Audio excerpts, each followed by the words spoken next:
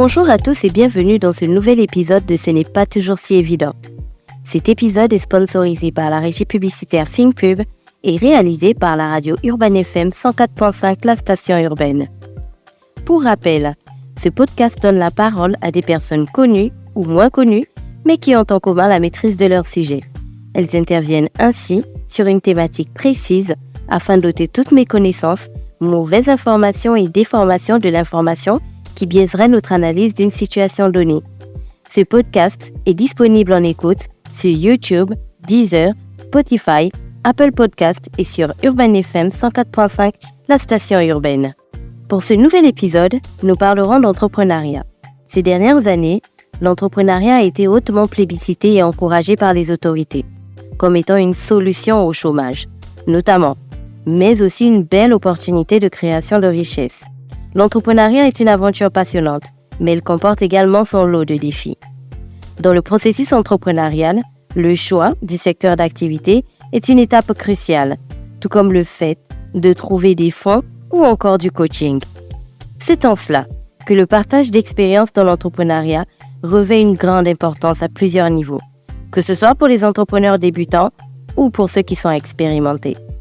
Pour ce nouvel épisode, je vous invite à discuter avec un jeune Gabonais qui, il y a bien longtemps, a compris l'importance et l'urgence de se lancer dans l'entrepreneuriat. Bonjour, Monsieur Assomo. Bonjour Gina. Comment allez-vous? Je vais très très bien par la grâce de Dieu et vous? Ça va bien, merci beaucoup. Un peu enrhumée, mais les gens qui me suivent savent que je suis enrhumée 99% du temps, donc ça va. Alors, Monsieur Assomo, je vous remercie vraiment d'avoir accepté notre invitation. Vous allez vous plier à notre discussion donc dans le podcast pendant 52 minutes à peu près. On parlera de vous, de votre parcours, de vos entreprises, de vos ambitions. On parlera de tout ça. Et comme il est d'accoutumé, je m'en vais vous demander directement de me parler un petit peu de vous. Qui êtes-vous? Quelle est votre formation académique et votre parcours professionnel? D'accord, merci à vous déjà de m'avoir invité. Bon. Et puis, voilà, donc je suis Patrice Herman Assomo, j'ai 41 ans. Je suis originaire d'OM, où j'ai commencé mes études. Pour mettre un peu d'humour, j'ai souvent tendance à dire que du spermatozoïde jusqu'au bac, je suis resté à OM. D'accord, un vieux produit du Grand Nord. Voilà. Donc, où j'ai eu, donc, après mon bac, j'ai fait mes études, une première partie de mes études au Maroc, où j'ai eu une licence appliquée en gestion financière, avant de continuer à l'Institut d'administration d'entreprise de Clermont-Ferrand, où j'ai obtenu une MSTCF. C'est quoi une MSTCF? Une maîtrise. MSTCF, pas une MST. Parce que là, MSTCF. Parce que là, on avait... Qu'est-ce que c'est? Ok, c'est une maîtrise en sciences techniques, comptables et financières. Ah, d'accord. Voilà. MSTCF. Exactement. D'accord. Et après, j'ai obtenu un master CCA en comptabilité contrôle audit, toujours à l'Institut d'administration d'entreprise de Clermont-Ferrand. Et après, j'ai débuté mon parcours professionnel à Antibes, c'est en France, dans un cabinet d'expertise comptable chez Ruffier Associés, avant de revenir au Gabon pour travailler chez PricewaterhouseCoopers, où j'ai travaillé en tant qu'auditeur. Et je suis parti de là-bas en tant que senior. Par la suite, j'ai intégré le groupe BGFI en tant que chef de département d'audit interne. Et j'ai terminé mon parcours chez BGFI en tant que directeur administratif et comptable, pour ensuite intégrer Roger Gabon en tant que directeur administratif et financier. Très passionné des chiffres, à ce qu'on voit. Oui, j'aime bien compter. Qu'est-ce qui vous passionne dans votre profession, dans le travail que vous faites depuis? Ce qui me passionne, c'est les chiffres. Et du fait également que réellement, tout ce qui existe, tous les systèmes économiques qui existent, même les systèmes sanitaires, tout est basé sur l'argent. L'argent, en fait, dans le monde dans lequel on évolue, est comme le sang. Et si ce n'est pas le sang dans un corps, donc le sang, le corps n'a plus de vie. D'accord. Mais vous dites que vous êtes passionné par les chiffres. Désolé, on va faire une petite discrétion. Vous dites que vous êtes passionné par les chiffres, mais Monsieur Assomo, les chiffres ne parlent pas, les chiffres n'ont pas d'émotion. Enfin, on dit que les chiffres ne parlent pas, les chiffres n'ont pas d'émotion. C'est un peu... Qu'est-ce qui vous passionne dans ça? Donc, en fait, les chiffres sont là pour apporter des éléments d'analyse que nous, on prend pour analyser également, pour analyser par la suite. Et on fait parler de ces chiffres-là pour piloter la performance, prendre des décisions, rendre les entreprises toujours pérennes et amener les différentes personnes à prendre des décisions justement pour rendre ces entreprises pérennes. D'accord. Après votre passage à Ruffey Associés en France, au cabinet, pourquoi vous avez décidé de rentrer au Gabon? Je pose cette question parce que aujourd'hui, il y a des personnes, enfin, quand je discute, des gens ils me disent « Moi, le jour où j'ai l'occasion de me casser, je ne reviens plus. » Et puis, vous êtes parti, vous aviez déjà même... Enfin, c'était, je pense, le début d'une belle carrière qui pouvait s'ouvrir. Pourquoi vous avez décidé de rentrer? Pour deux raisons. Parce que j'aime le pays, j'aime mon pays, j'aime le Gabon. Je voulais forcément rentrer. Je voulais apporter mes compétences pour servir mon pays, les mettre à disposition des entreprises gabonaises. Et puis d'autre part, très honnêtement et sincèrement, je suis sûr et certain que le parcours que j'ai eu ici, je n'aurais pas connu le même parcours en France pour différentes raisons. Donc les portes que j'ai eues ouvertes ici en territoire national, je n'aurais pas eu les mêmes ouvertures. C'est comme un match de football, lorsque vous jouez à domicile, vous avez beaucoup plus de chances de remporter votre match. Comprends. Et justement, parlant de portes ouvertes, vous l'avez dit, vous avez travaillé pour PricewaterhouseCoopers, vous avez travaillé pour la BGF Bank. C'est ce qu'on considère ici, au Gabon, comme de grosses boîtes.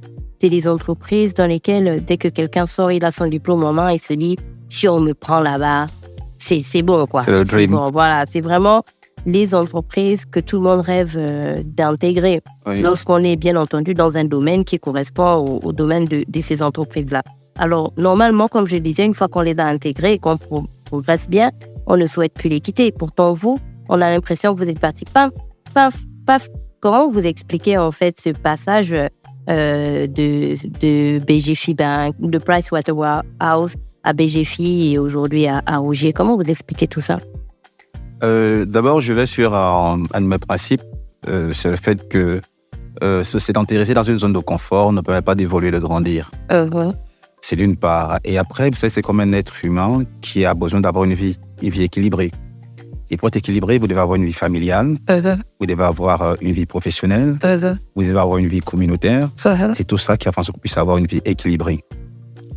Ramener au monde professionnel, c'est pareil. Déjà, tout naturellement, le monde professionnel, c'est comme un enfant qui grandit. Donc, vous êtes petit, vous devenez adolescent, et ainsi de suite. Et donc, moi, depuis mes études universitaires, naturellement, je pensais à atteindre les niveaux les plus élevés, on va dire, des métiers que j'allais exercer. Donc, je voulais être directeur financier.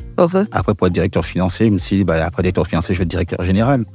Et or, pour être directeur financier, directeur général, il faut avoir une expérience diversifiée dans différents secteurs. Il faut savoir faire beaucoup de choses. C'est comme un régime alimentaire. Si vous voulez que le corps soit en bonne santé, il fallait avoir un régime alimentaire équilibré. Donc, pareil, si vous voulez être directeur financier ou directeur général, il faut avoir un niveau de connaissance multisectoriel, des connaissances un peu diversifiées. Et ces connaissances, vous pouvez les avoir que lorsque vous faites plusieurs différentes entreprises qui évoluent dans différents secteurs. C'est d'une part. Et puis, en regardant un peu les CV, les directeurs financiers et directeurs généraux, leurs différents CV, je m'étais aperçu qu'ils avaient justement différentes expériences dans différents secteurs, dans différentes entreprises. Donc, c'est la raison pour laquelle, ce que j'ai fait, puisque je savais quels sont les objectifs que je voulais atteindre, je me suis dressé à un chronogramme sur le plan professionnel. Je savais où je voulais commencer. Je voulais commencer par un cabinet d'audit pour être bien formé, pour avoir une connaissance multisectorielle, avoir des connaissances diversifiées. Et par la suite, lorsque j'ai eu ce qu'il fallait comme connaissance, j'ai vu que le moment était propice pour partir. J'ai eu une porte qui s'est ouverte, une opportunité. J'ai saisi l'opportunité. Je suis allé dans un autre secteur qui me permettait également de croître en fonction du plan de carrière que je m'étais défini. Donc, jusqu'à aujourd'hui, je pense qu'on aura le temps un peu de venir d'en discuter de façon plus large. Et voilà un peu, si vous voulez, c'est un plan de carrière que je m'étais défini par rapport à ce que je voulais être, par ce que je voulais faire. Donc, vous avez vraiment, ce que je retiens de ce que vous venez de dire, c'est qu'une fois que vous avez été diplômé, vous aviez vraiment en tête une idée claire de ce que vous vouliez faire de votre vie. Exactement. C'est très important de le mentionner. Exactement. Surtout pour les jeunes qui nous écoutent aujourd'hui et qui parfois ils vont un peu au gré du vent. Je pense que nous tous, on a un peu fait ça. On va au gré du vent, on essaie d'observer, mais je pense qu'à un moment, c'est très important de se poser et d'essayer de réfléchir à ce qu'on veut pour sa vie. Je suis d'accord avec vous.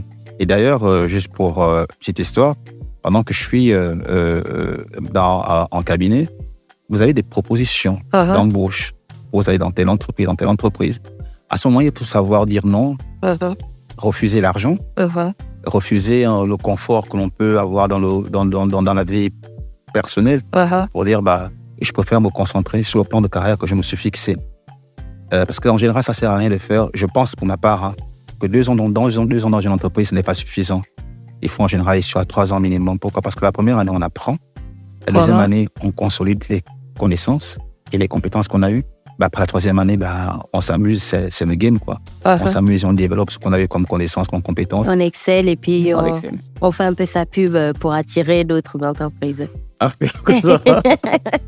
C'est un peu ça, oui. Alors, quand vous regardez aujourd'hui votre parcours professionnel, donc à travers toutes ces entreprises, vous nous avez expliqué pourquoi vous êtes parti d'une entreprise à une autre, et on l'a très bien compris. Aujourd'hui, quand vous regardez tout ça, qu'est-ce que vous pouvez dire aujourd'hui? Qu'est-ce que vous avez tiré aujourd'hui comme enseignement de toutes ces expériences professionnelles? Ça peut être des enseignements dans la vie, ou des enseignements professionnels aussi. Qu'est-ce que vous avez tiré? La première expérience que j'ai eue, qui m'aide jusqu'à aujourd'hui, c'est justement les connaissances multisectorielles que j'ai eu à connaître. Parce que le fait de faire des missions d'audit dans différentes entreprises vous donne un aperçu sur le fonctionnement de ces entreprises-là. Ça m'a permis d'accroître mon expertise en ingénierie financière et de travailler sur dans les différents milieux culturels. Parce que vous avez la possibilité d'aller dans un pays ou dans un autre, rencontrer différentes cultures, pouvoir s'adapter. Je pense que c'était un point fort. Parce que une des grandes difficultés que l'on a pendant son parcours professionnel, c'est l'adaptation, en fait, et le changement. Voilà. Donc, la première expérience m'a permis justement d'avoir les rudiments pour pouvoir facilement muter un environnement professionnel à un autre, une culture différente à une autre. Et en marge de cela, c'est beaucoup le travail en équipe. Parce que quand on est en cabinet, c'est ce qui compte, en fait, c'est le travail en équipe. Et après, chez BGFI, par exemple, ce que j'ai eu comme expérience, c'est un peu la continuité de ce que j'avais commencé, parce que puisque j'ai eu à développer une expertise en audit externe à BGFI, où j'ai commencé comme auditeur interne. Donc, j'ai pu continuer dans l'audit, mais là, c'est dans l'audit des performances, dans des organisations, pouvoir proposer des plans d'amélioration pour optimiser les processus, optimiser les fonctionnements, pour que l'on puisse justement atteindre les objectifs qui étaient fixés par le top management et après, ensuite, atteindre les objectifs de rentabilité et de performance financière. Donc, je me retrouvais en audit externe, j'auditais les chiffres uniquement. En audit interne, je vois maintenant les différents processus, les personnes qui travaillent pour produire ces chiffres-là.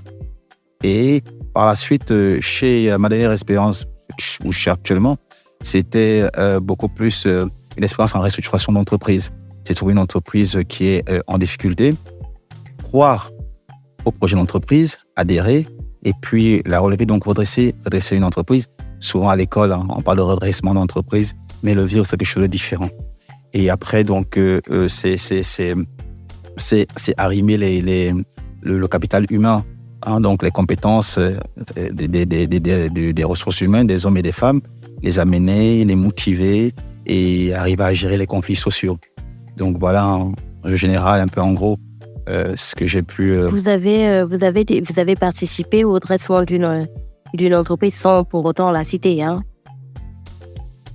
C'est une entreprise Est-ce que vous pouvez nous donner une petite idée de tout ce qui était en jeu? Parce que vous avez parlé du capital humain, vous avez aussi parlé de comment booster les performances, donc à travers, je pense, des procédures et ainsi de suite. Donc, partagez-nous un petit peu ça. Je dis ça parce que ça pourrait être utile, sans pour autant citer l'entreprise. Ça pourrait être utile parce qu'aujourd'hui, vous savez, l'environnement économique étant ce qu'il est, avec les différents changements qu'on peut avoir, il y a des personnes qui parfois pensent que c'est bon, c'est fini. Telle organisation peut plus se redresser, c'est mort.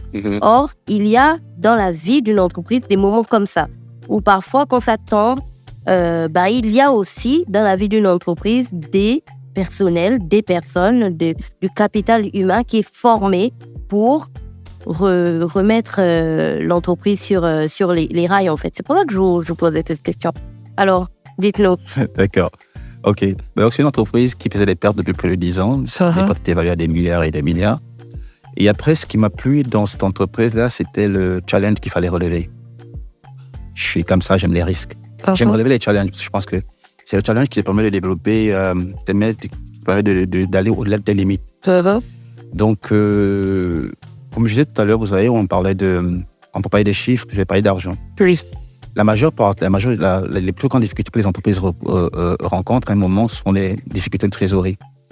Puisque sans l'argent, l'entreprise ne peut pas financer ses investissements, elle ne peut pas financer son BFR, le besoin en fonds de roulement. Donc, le premier challenge, c'était d'abord de croire au projet de l'entreprise. Vous avez dans une entreprise que vous ne connaissez pas, mais il faut croire au projet de l'entreprise que vous avez présenté par le directeur de l'entreprise. Donc, avec les expériences que j'avais en audit et ainsi de suite, donc naturellement, j'ai demandé un nombre d'informations. Je suis allé jusqu'à demander des états financiers. Donc, quand j'ai regardé les états financiers, je me suis projeté et j'ai vu qu'il y avait des possibilités de redressement de cette entreprise. Dû également à son positionnement et l'importance d'un environnement économique dans le maillon, le tissu économique du Gabon. J'ai cru au projet d'entreprise. C'est ça la première force. Il faut croire, savoir où on va et décider. C'est lorsqu'on décide d'aller dans un projet, on va s'y mettre réellement. On va mobiliser tout ce qu'on a comme savoir. On va se mobiliser, on va se motiver, une source de motivation personnelle. Donc, le premier défi qu'on a commencé, à part ce défi-là, le deuxième défi, c'était de trouver les sources de financement. Et là, il faut repartir vers les bailleurs de fonds et leur dire, c'est vrai qu'actuellement, l'entreprise n'est pas rentable, c'est vrai qu'on est en redressement, qu'une filiale est en redressement, mais c'est pas nous. Mais regardez, moi, j'y crois. Et c'est en partageant, moi, ma passion, partageant ma foi. Et en apportant des éléments tangibles aux bailleurs. Des éléments tangibles, voilà, aux bailleurs. Donc, mais c'est d'abord, vous savez, quand vous avez un bailleur de fonds en face de vous, lui, il accorde des financements à une entreprise qu'il ne connaît pas ou qui connaît, mais pas autant que ceux qui sont dans l'entreprise. Mais lorsque vous partagez le projet et que vous vivez votre foi, que vous y croyez, vous l'amenez à adhérer au projet. À partir de ce moment, le bailleur de fonds devient votre partenaire. Il va croire à votre projet. Il va vous accompagner. Donc, c'est ce qu'on avait réussi à mettre en place. Donc, renouer la confiance avec les bailleurs qui avaient accepté à nouveau de nous prêter de l'argent. Et après, derrière, c'était, comme ces bailleurs, c'est également les partenaires. Les partenaires, vous avez les partenaires sociaux, la CNAMJS, la CNSS, vous avez des dettes qu'il fallait restructurer. Parce que si vous avez une dette d'un certain montant et que vous ne pouvez pas supporter la dette, vous êtes obligé de faire quoi? Négocier des moratoires pour alléger un tout petit peu la trésorerie. Et ensuite, c'est pareil avec les fournisseurs. Il fallait repartir, convaincre les fournisseurs pour leur dire, écoutez, il est possible, accorder une ligne de crédit. Et une fois tout cela est mis en place, maintenant, le prochain défi que vous avez, c'est repartir maintenant vers vos collaborateurs, les amener à adhérer encore au projet d'entreprise pour leur dire, écoutez, on ne passe pas des moments difficiles, c'est normal. C'est comme un avion lorsqu'il part d'ici pour aller à Dubaï. Par moment, il repasse à des zones de turbulence. Mais il arrive quand même à destination. Donc, c'est amener, en fait, le capital humain, l'ensemble des employés à se mobiliser par la suite pour qu'on puisse atteindre les objectifs. Sachant que derrière, si vous avez des employés qui sont motivés, vous avez des machines qui tournent, c'est surtout ça, il ne faut pas arrêter l'appareil de production. Parce que si la machine de production, du tout de production s'arrête, vous ne pouvez plus faire de chiffre d'affaires. Si vous ne faites plus de chiffre d'affaires, vous ne pouvez plus faire plus générer de la trésorerie et tout s'arrête. Donc, mobiliser le capital humain, veiller à ce que l'appareil et l'outil de production continue de tourner, qui ne s'arrête pas. Et après, par la suite, la gestion quotidienne, les bonnes décisions, vous arrivez à retrouver, à rentrer progressivement dans un cercle vertueux. Mais non, ça c'est le côté opérationnel. Mais avant tout ça, ça passe par les décisions stratégiques qu'il faut prendre. Parce que lorsque ça va mal, c'est quand même vous êtes planté.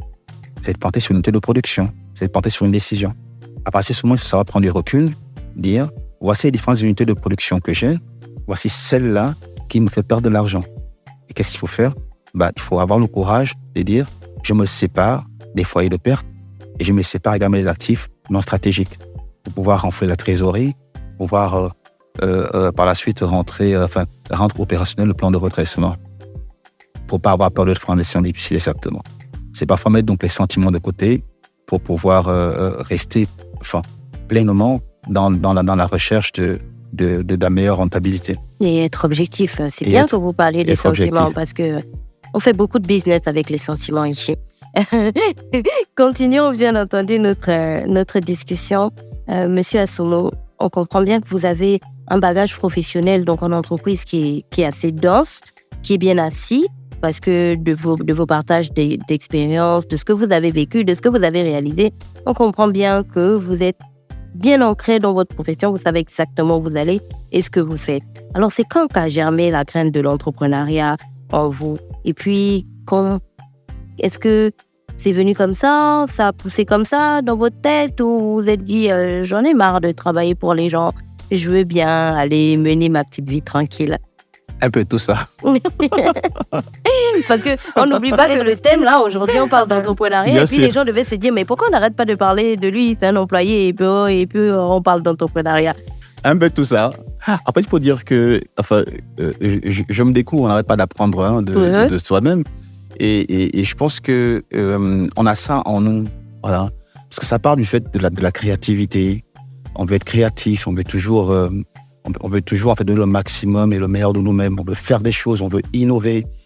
Et je crois qu'on est leader. On est leader. Et je crois que j'ai cette fibre en moi. Et je crois que la première envie que j'ai eue de pouvoir me réaliser, c'est il y a longtemps, je pense, c'est ma deuxième année, pendant ma deuxième année professionnelle, où je m'étais dit qu'il faudrait que je puisse avoir une source de revenus différente de mon salaire. Oui. Parce que et j'avais compris qu'étant salarié, on était limité.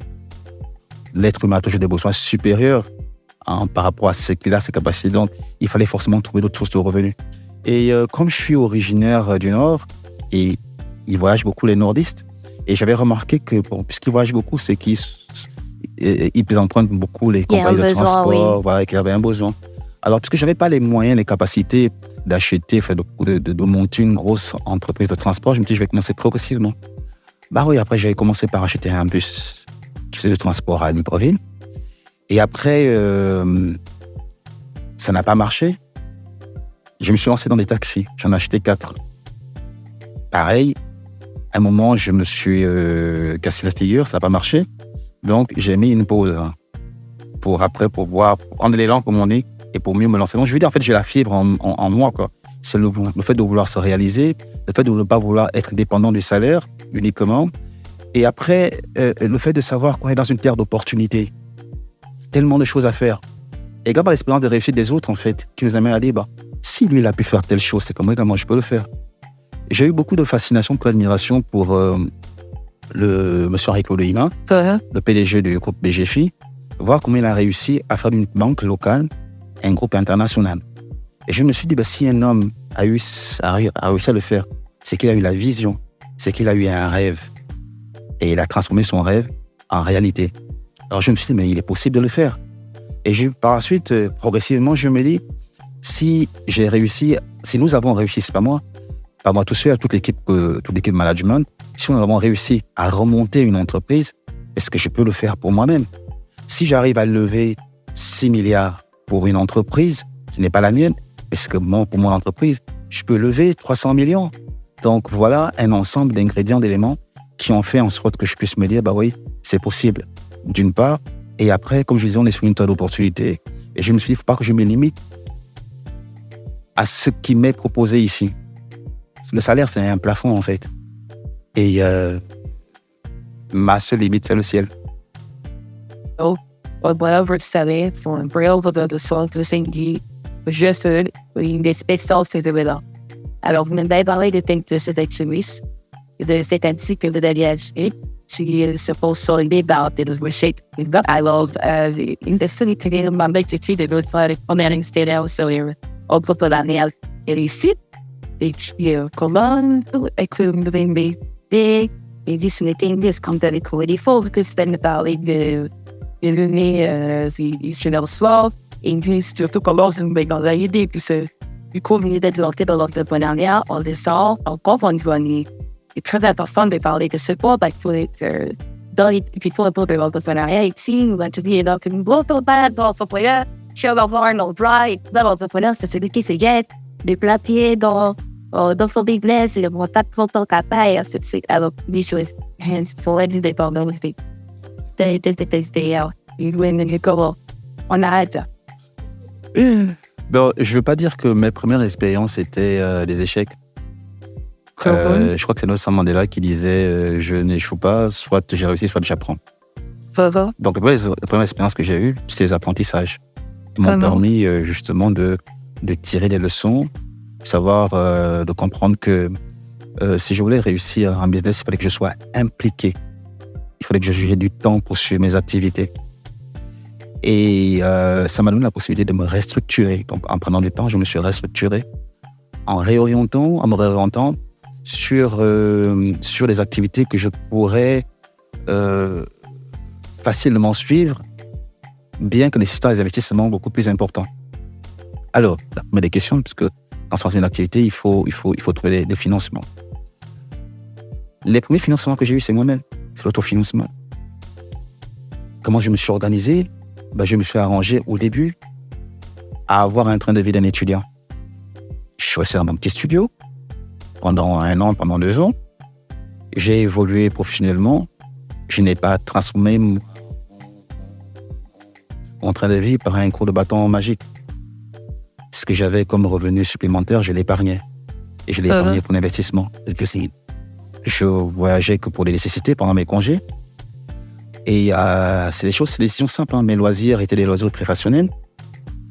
Quoi un loisir rationnel? C'est quoi un loisir rationnel? Un loisir rationnel, ça veut dire que je me serrais la ceinture tout en me faisant plaisir. Vous alliez à la plage d'Élysée, Léon, totalement gratuite. Vous preniez une noix de coco. C'est combien? 200? 150? 500? Une noix de coco. 500? Et puis voilà, c'est bon. Là, on est sûr qu'on fait des économies. C'est sûr que ça, je l'ai fait. Et surtout, je ne m'offrais pas des bouteilles de champagne à des prix ahurissants. Amen. Donc, je ne passais pas mon temps dans des boîtes de nuit. Je n'allais pas dans des restaurants de luxe. Donc, je n'ai une vie véritablement modérée. Parce que derrière, j'avais un objectif. Il fallait que je mette les choses de côté. Et je faisais attention à ma garde-robe.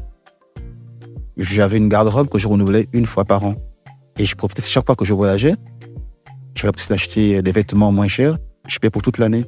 Et quand j'arrivais, j'étais tranquille pendant toute l'année. En fait, c'est en réalisant ces petites économies-là que j'ai pu en fait réaliser, in fine, une grande économie. D'accord. Et oui. Vous ne cédiez pas à l'appel des petites, monsieur Assomo?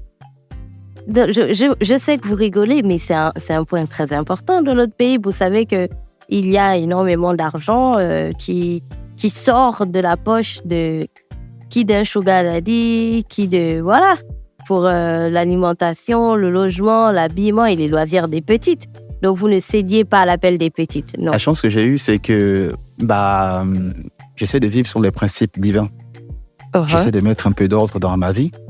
Et pendant cette époque-là, j'étais très, très bien ancré dans mes principes divins. Et justement, c'est ce qui me permettait de ne pas céder à la tentation, d'une part. Et puis, sachant que, parce qu'après, il faut être rationnel. Je ne peux pas avoir 1, 2, 3, 4, 5 bureaux à cette époque-là, parce que si je n'ai pas les moyens de les entretenir et que c'est une source de ruine, ça fait partie de la discipline qu'il fallait s'imposer. Parce qu'après, tu t'en sors pas. C'est important. Je suis sûre qu'au moment où je posais cette question, les gens devaient se dire « Ouais, mais qu'est-ce qu'elle demande ?» Mais c'est très important de relever ça. Confirme. Parce que certaines personnes, pour peu qu'ils soient dans une entreprise, même s'ils ne sont pas entrepreneurs, même s'ils ne produisent pas eux-mêmes leurs revenus, mais pour peu qu'ils ont un peu de revenus, ils commencent en fait à s'entourer de choses qui, ma foi, sont parfois inutiles. Si on a un copain ou une copine, on peut très bien s'en contenter et construire sa vie avec cette personne. Par contre, avoir 3, 4 personnes à l'extérieur dont il faut s'occuper, et vous savez qu'à un certain moment, c'est comme un sport national dans notre pays. Je pense qu'on arrive même à juger la valeur de quelqu'un en se disant « Ah, mais il a 3 petites, donc il a de l'argent. » Bref, revenons, monsieur Assomo, à notre discussion de ce jour. Donc vous, votre expérience après tout ça, qu'est-ce que vous avez développé? Ce que j'ai développé, c'est... Vous pouvez juste me parler du secteur, hein, si vous le Ce que j'ai souhaitez. développé, c'est la résilience. Déjà. D'une part, et puis, quand on parlait de développer, c'est sur quel plan? Votre entreprise, D'accord. après avoir Ok. fait toutes ces Ok. économies, après avoir mis en place toute cette organisation, quelle est l'entreprise que vous avez mis en place? Combien de temps ça vous a D'accord. pris? Donc, par la suite, ce que j'ai fait, en prenant du recul, je me suis lancé dans l'immobilier. Ça m'a pris beaucoup de temps. Vous avez acheté ou vous avez J'ai construit? construit. D'accord. Parce qu'en construisant, j'ai réalisé beaucoup plus d'économies. Alors, j'ai construit. Ça m'a pris 3 ans. Et donc, j'ai investi dans l'immobilier. Et j'ai financé sur fonds propres. Et c'est justement, j'ai évolué pendant ma vie professionnelle. Et comme je vous l'ai dit au départ, tout ce que j'avais comme surplus de salaire, je le mettais de côté et j'investissais. Parce que je savais également que, en étant dans le secteur privé, vous savez, avec les différentes crises par lesquelles on est passé, qu'à un moment ou à un autre, je pourrais perdre mon emploi. Et donc, la question se pose, quand je perds mon emploi, qu'est-ce que je fais? C'est fait pour m'assumer moi-même, je fais pour assumer ma famille, en fait. Donc, je me suis lancé à l'immobilier. Comme je disais, j'avais besoin d'avoir une activité que je pourrais suivre de près. Alors, je me suis lancé dans l'immobilier et ça a pris du temps. Et même dans l'immobilier, quand j'ai commencé, c'était pas facile parce que forcément, il faut trouver des financements. Et quand c'est autofinancement, vous n'avez pas toute la somme immédiatement. Vous passez par des moments où vous êtes obligé d'arrêter. Mais à cause de la vision que vous avez, je pense que tout dépend de la vision et de la foi que vous avez en vous, en fait. Et cette vision et cette foi-là qui vous amène à être toujours rigoureux dans la gestion des finances, qui vous amène toujours à mieux vous organiser. Et même là, vous avez des moments où vous avancez, mais après, vous n'avez plus de ressources financières. Qu'est-ce qu'il faut faire? Il faut s'arrêter, reconstituer sa gypsière, mieux s'organiser, mieux planifier ses rentrées de ressources, mieux planifier de toute façon sa trésorerie, mieux planifier l'enchaînement des différents travaux pour, in fine, avoir le résultat que vous avez escompté. Et sur ce point, je veux dire que je suis fier, en fait, d'avoir pu réaliser C'est ce que vous avez ce accompli. projet-là. C'est toujours sur fonds propres, depuis ce que ça a coûté. En 3 ans, vous vous êtes lancé dans l'immobilier. Alors, Monsieur Assoumou, en 2017, lorsque je prenais part au Global Entrepreneurship Summit, qui s'était tenu à Hyderabad en Inde, j'avais rencontré un entrepreneur qui s'appelle Jakshay Shah. Il est président fondateur de Savvy Group, un grand groupe indien. Et lui, en partageant son expérience, il disait que l'échec, c'est le prix que chaque gagnant paie pour réussir. Parce qu'il était passé par plusieurs situations d'échec où il s'était vraiment retrouvé au niveau zéro, quoi, après d'avoir lancé des business qui à un certain moment marchaient. Alors, est-ce que cette situation vous parle? Je sais qu'on a un petit peu parlé d'échecs ensemble. Est-ce que cette situation vous parle? Et puis surtout, des échecs que vous avez eus, qu'est-ce que vous avez appris? Vous m'avez dit un petit peu plus tôt que vous aviez tiré des leçons de vos 2 premières expériences professionnelles, entrepreneuriales. Alors aujourd'hui, c'est quoi ces leçons que vous avez tirées et est-ce que vous êtes d'accord avec ça quand on dit que l'échec, c'est le prix que chaque gagnant paie pour réussir? Je suis totalement et entièrement d'accord. Et je suis sûr que si vous demandez ici à Dafresh, je vais vous dire qu'il est passé par des moments difficiles. Et l'échec fait partie de la vie normale, en fait. Je ne parlerai pas d'échec, je parlerai des difficultés. Et pour dire qu'en fait, ces difficultés font partie de la vie normale. C'est comme un enfant quand il apprend à marcher. Il tombe, il se relève. Le plus difficile n'est pas de tomber. Parce qu'on tombe toujours. Mais de se relever. De savoir se relever et dire qu'on va avancer. Les échecs, on en a eu. Parce qu'après mon expérience dans l'immobilier, je me suis lancé dans la petite industrie. Et là, j'ai eu des échecs. Non, j'ai eu des difficultés. Pas des échecs. J'ai des difficultés. De grosses difficultés qui ne sont pas forcément dépendantes de vous. Ce pas des difficultés endogènes, mais exogènes. Ça veut dire qu'en fait, c'est différents environnements, les différents partenaires que vous avez, qui peut-être pour des raisons ou une autre n'arrivent pas à honorer leur engagement. Différentes raisons qu'ils connaissent. Mais ce qui a permis en fait que l'on puisse se maintenir aujourd'hui sans pour autant être où l'on voulait être, c'est le fait de croire en son projet. Les difficultés par lesquelles je suis passé lorsque j'ai eu ma première entreprise de transport, les difficultés que j'ai eues lorsque je me suis lancé dans l'immobilier m'ont permis en fait aujourd'hui de savoir que les difficultés, on les rencontre forcément. mais il faut les surmonter, en fait. Uh-huh. Et ces difficultés nous permettent de prendre du recul, d'amener à meilleure maturité nos idées, de nous rapprocher des personnes qui sont passées par les mêmes difficultés, d'avoir leurs conseils, prendre les différents conseils, mieux reculer, être mieux outillé et ensuite aller de l'avant. Et c'est pourquoi c'est très important de s'encourager de bonnes personnes. Des personnes qui ont l'expérience déjà, pas forcément dans votre secteur, mais dans les différents secteurs. Et aussi des personnes qui sont passées par les difficultés que vous rencontrez, qui ont réussi. Et ces personnes vous diront toujours, on passe par des moments difficiles, mais la réussite a un prix. Et le prix de la réussite, ce n'est pas la facilité. Le prix de la réussite, c'est l'effort, c'est le travail. C'est ça qui amène à la résilience. Exactement.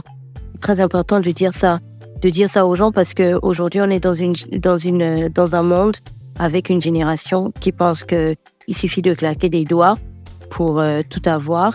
On peut sortir de l'université aujourd'hui et puis demain rouler dans le dernier 4x4 rutilant, avoir la plus jolie fille de Libreville, vivre dans le dernier immeuble qui a été construit. Et il faut peut-être casser en fait cette idée-là et dire que lorsqu'on veut atteindre un objectif, il faut travailler très dur. Pas faire semblant de travailler, vraiment travailler très dur. Et c'est important que des personnes comme vous, je veux dire qui financièrement sont stables, relèvent le fait qu'une fois qu'on a travaillé très dur pour avoir de l'argent, on réfléchit à 2 fois avant de le gaspiller, je pense. Je suis totalement d'accord. Et puis, gardez toujours à l'esprit, en fait, c'est la vision que l'on a qui fait de nous des champions. La vision que l'on a. Et le fait, j'insiste, de croire nous-mêmes en son projet, en ses projets. C'est ce qui fait de nous des champions. Et c'est ce qui nous amène à ne jamais abandonner. Et surtout, prendre des bons exemples, des exemples de réussite. On a discuté tout à l'heure. Les exemples de réussite qu'on peut prendre, on ne peut pas les prendre des histoires de Steve Jobs ou de Bill Gates. C'est trop lointain, en fait. Uh-huh. C'est autour de nous. Des personnes qui sont passées par les mêmes chemins que nous, qui ont vécu les mêmes réalités. Et surtout se dire que si on apprend la culture de l'effort, on apprend la culture du résultat, on se dit, oui, il faut que je mouille le maillot parce qu'il n'y a rien d'acquis. Et il ne faut jamais tirer sur le reste du monde en se disant, si je n'ai pas réussi, c'est parce que les banques ne m'ont pas financé. Si je n'ai pas réussi, c'est parce que je suis né dans une famille pauvre. On parle de les moyens. Si je n'ai pas réussi, c'est parce que je n'ai pas été soutenu. Si je n'ai pas réussi, c'est parce que. Je pense que la source de notre propre réussite est en nous-mêmes. Et c'est nous-mêmes. Exactement. Alors, de toutes vos expériences professionnelles et vos expériences entrepreneuriales, quel est aujourd'hui le secteur dans lequel vous pensez qu'il est important pour toute personne voulant se lancer d'accorder de l'importance? Je le dis parce que de vos expériences professionnelles, vous avez une très bonne photographie de divers secteurs. Votre passage à Pricewaterhouse vous donne en fait une vision transversale sur tous les secteurs que l'on a dans le pays. Ensuite, vous plongez dans le domaine bancaire. Et là encore, c'est vrai que vous êtes dans la banque, mais qui sont les clients de la banque? Plein de personnes venant de divers secteurs différents. Et après, vous vous lancez dans le bois.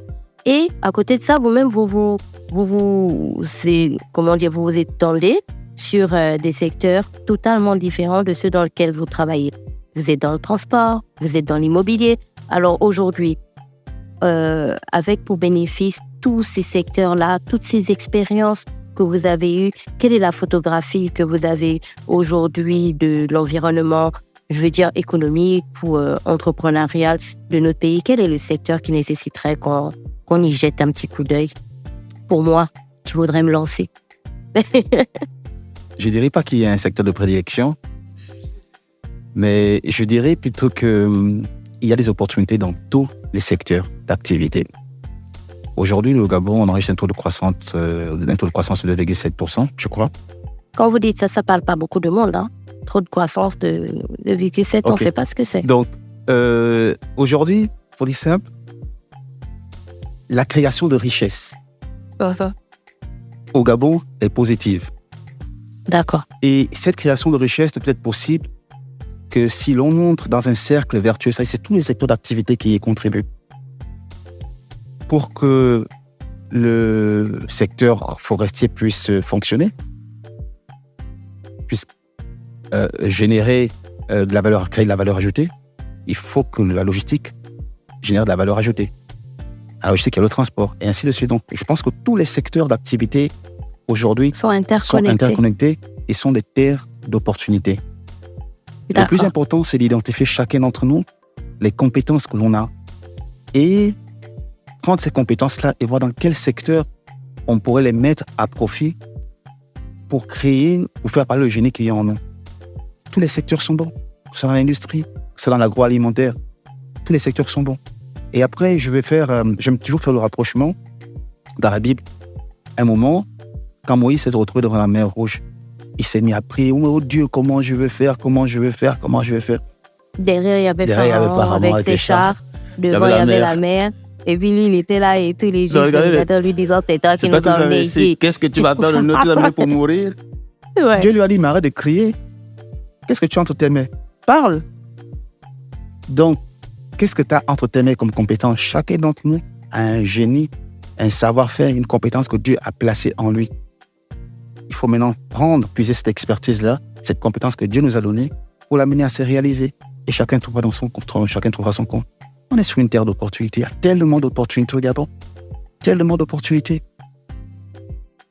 Et quand vous dites ça comme ça, on a du mal à imaginer. C'est le discours que tout le monde sert à la télé. Nous avons des opportunités, il y a tout à faire, il y a des marchés à prendre. Mais les jeunes qui écoutent là, qui n'ont rien en ce moment, je vous prends un exemple là. Je vais vous parler de Steven. Steven, il habite en Mboé, dans une petite chambre qu'il loue et puis il paie 80 000. Steven, il n'a pas d'emploi. Pourtant, il est sorti d'une école supérieure de Libreville et tout. Mais personne ne veut l'embaucher. Il n'a pas d'expérience professionnelle. Donc, il n'y a personne qui va le prendre. Le pauvre Steven, de temps en temps, il fait de petits boulots, ça et là. Il décharge des conteneurs ici. Il traîne un peu dans le marché Montbois. Et c'est ce qui lui permet de payer sa chambre de 80 000 et puis 10 000 du ticket et d'âne. Et puis, il se débrouille, en fait.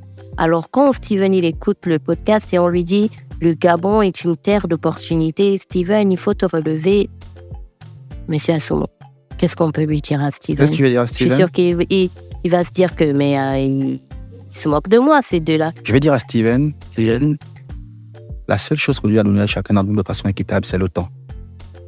Steven, quand j'étais étudiant, toute la journée, j'allais au cours, mais je devais me réveiller à 2h du matin pour aller travailler de 2h à 5h. J'étais obligé de dégager une marge de temps. Donc, Steven, dans ses occupations, qui trouve du temps pour passer un permis de conduire, il fait des petites économies, il met de côté. Et je l'encourage à être rigoureux, de selon une hygiène de vie, rigoureux. Après avoir passé son permis, il met de l'argent de côté. Il arrive à capitaliser, à mettre de côté 2 millions de francs CFA. Il se lance dans le transport. On connaît des personnes ici. Je connais un gars d'Aoyem qui avait commencé à faire du taxi à Aoyem. Le gars aujourd'hui, peut-être 10 ans plus tard, il a eu une quincaillerie. Non seulement une quincaillerie, il a construit un immeuble. Il y a les faibles commencements. On n'est pas grand. On commence petit à petit, on grandit. Après, moi, j'ai des idées parfois un peu révolutionnaires. Moi, je vais dire ce que je pense, en fait. Regardez tout ce qu'on dépense pour les retraites de deuil. C'est vrai qu'on doit respecter notre culture. Mais après, moi, je me dis, au lieu de dépenser 5 millions pour un retraite de deuil, je peux prendre cet argent-là, le donner à Steven pour qu'il puisse rester dans une activité. Donc là, c'est l'implication de la famille. Le soutien de la famille, qui est toujours important. Et encore, il y a des investissements qui ne nécessitent pas de gros ou de lourds moyens. La restauration. Tu ouvres un petit box, tu fais ta braise. Les Gabonais, ils aiment manger dehors. Oui, on aime beaucoup la braise, on adore ça. Les grillades. Tu ouvres et tu commences petit à petit. Avec une gestion rigoureuse, une bonne gestion, un bon accompagnement, tu finiras par grandir. Monsieur, en introduction du podcast, j'évoquais l'importance du partage d'expérience pour les entrepreneurs. Et je pense que c'est ce que nous avons fait aujourd'hui ensemble.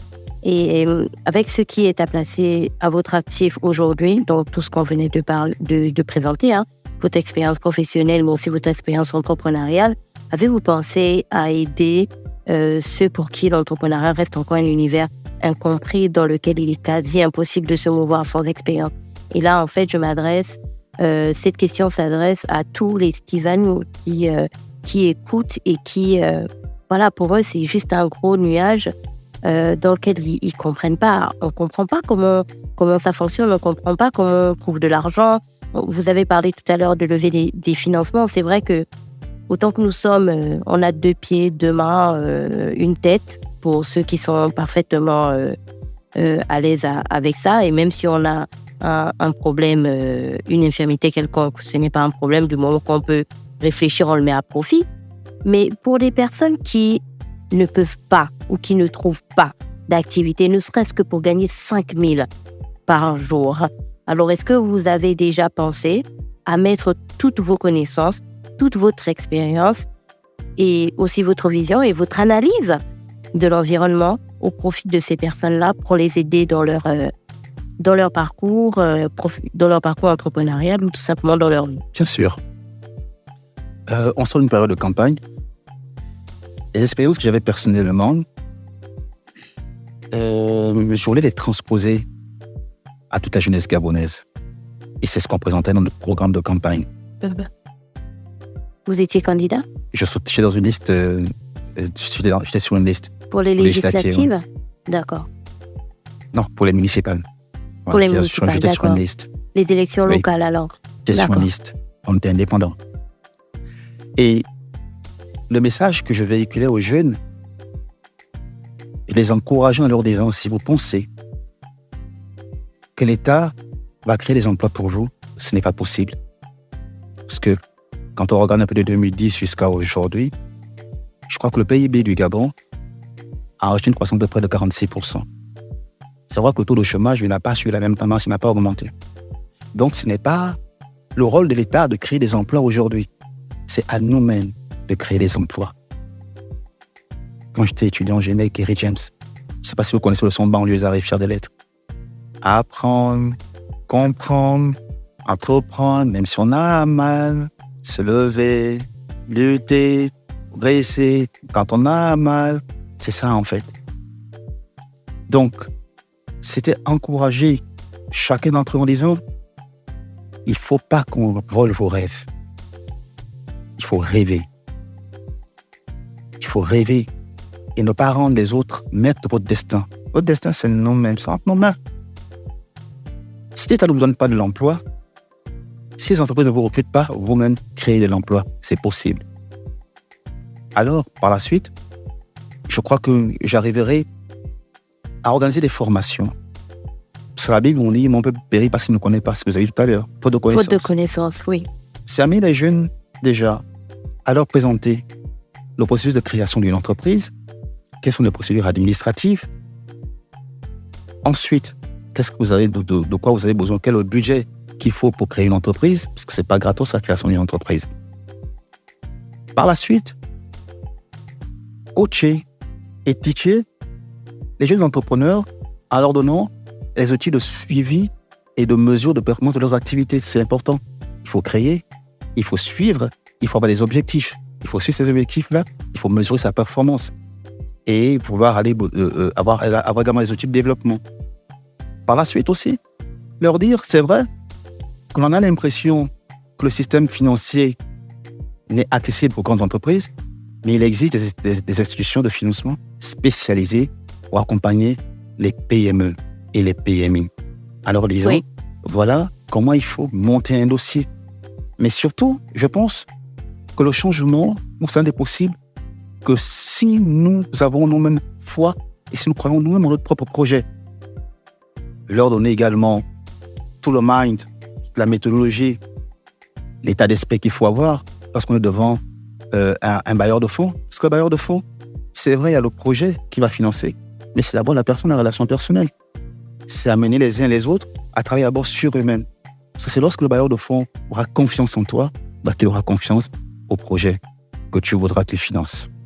Parce qu'à la base, c'est d'abord soi-même, c'est d'abord la crédibilité de la personne que l'on finance. Exactement. Alors, Monsieur Assomo, comment voyez-vous l'avenir aujourd'hui? S'il y avait un secteur, s'il y avait quelque chose, une attitude à avoir pour tous les jeunes qui aujourd'hui se demandent, il y a plusieurs jeunes qui sortent d'école supérieure gabonaise et puis qui se demandent ce qu'ils vont faire parce que vous l'avez bien dit, le taux de croissance, enfin le PIB a augmenté, mais le chômage, il a fait la même chose. On a énormément de personnes au chômage aujourd'hui, à toutes ces personnes qui se demandent ce que l'avenir leur réserve, ce qu'ils pourraient faire, et ainsi de suite. Comment est-ce que vous voyez l'avenir? Parce qu'en même temps, vous êtes aussi un jeune Gabonais.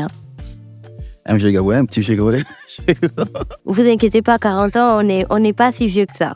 On a le statut de Sugar Daddy à partir de 60 ans, je pense. Ok, d'accord. Ok, écoutez, comment est-ce que je vois l'avenir? Je vois un bel avenir pour le Gabon. Je vois un bel avenir pour l'Afrique.